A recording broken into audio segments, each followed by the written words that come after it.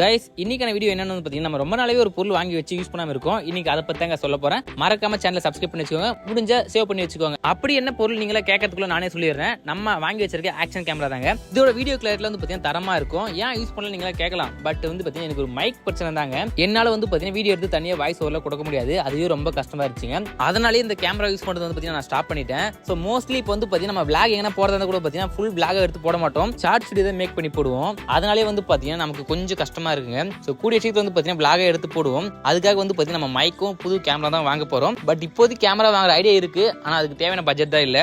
நம்ம இந்த வீடியோ எதுக்காக போட்டே மறந்துட்டேன். நம்ம பழைய கேமரா தான் இன்னைக்கு ரிவ்யூ பண்ண போற சொல்லியிருந்தேன். ஆனால் இதை தவிர எல்லாத்தையும் பேசியிருந்தேன். சாரி மன்னிச்சிருங்க.